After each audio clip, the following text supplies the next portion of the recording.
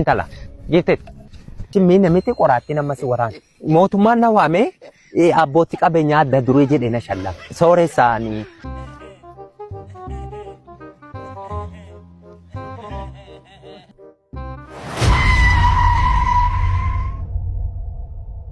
maal ilaalaan jiru deemtanu jaarsa ilaala si qabee sitti baasu maalnatti baastu boo agadhiisaa rabbicha koo gaa'ee uy jannata keessaa kutattee dhufte moo yaa badabbaa kosi kana fuudhan kan hin muti joo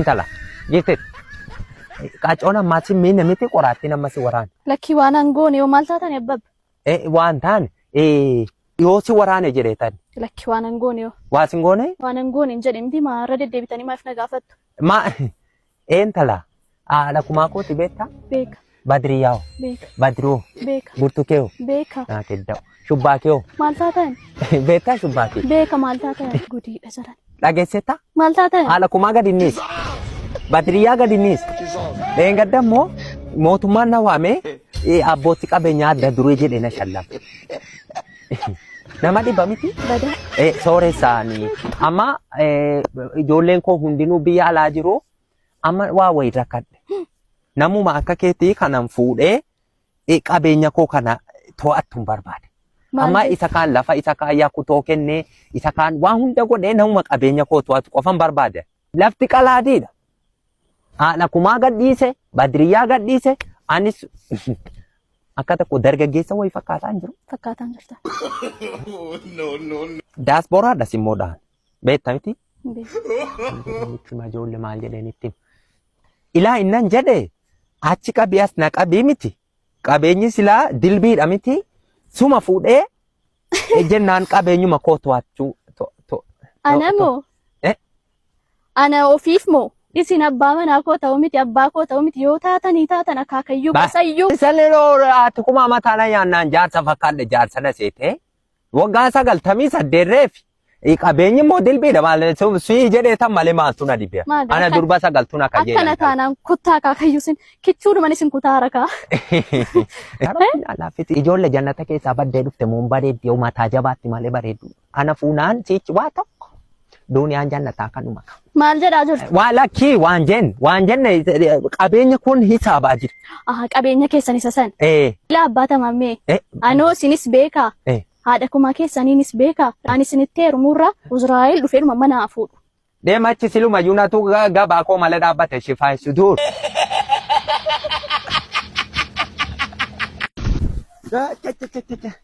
Wannee kajool. Maali ijoollee bokkaaliin nadhaa ammoo ijoollee. Gurbaa gaangoo koon argine. Goda jala baraa koo kanan jiru gaangoon koo. Maal bokkaan na ajjeese ijoollee. Bokkaa kana isatti hin caanfadha. Asumatti godhu laa.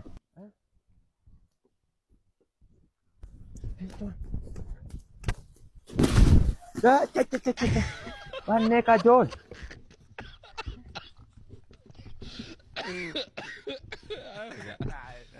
لا كورة دكتور ندرك ايوه صح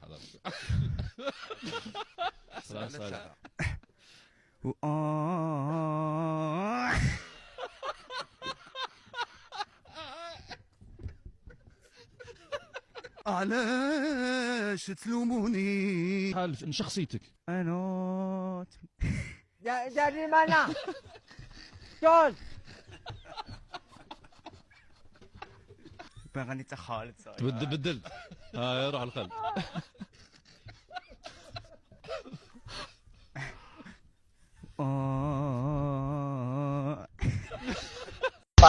Israa'el isin hafuudhu waa'ee fuudhaan itti abbasaan bidu'aaf jireenya keessa jiru. Abbaatamaam abbaatamaam abbaatamaam abbaatamaam abbaatamaam abbaatamaam abbaatamaam abbaatamaam abbaatamaam abbaatamaam abbaatamaam kuyi jaarsi abbaatamaam jiru maal lamatti jitaa tasin fuudhu deengadda sitti neerumu naan jenna. Israa'el isin hafuudhu waa'ee fuudhaan itti abbasaan bidu'aaf jireenya keessa jiru. Abbasaan bidu'aaf jireenya keessa jiru. Abbasaan bi? Iddooni? Iddooni ebboodha mitaa. Abbasaan bi? Abbata mama. Hinduune koye gatara. Abbata mama. Hinduune mani kasaanis. Abbasaan bimichuuko. Inuma du'anii. Inuma du'anii. Maalina sosobdala. Eengadda himataa jiru abbata maamna waraana afuurana kutaa du'anii rubbaan saambi. Hinduune hin jedhee. Birii 530 ko fudhatanii turan. Abbasaan bimichuuko inuma du'anii. Hinduuni abbasaan bimichuukooti.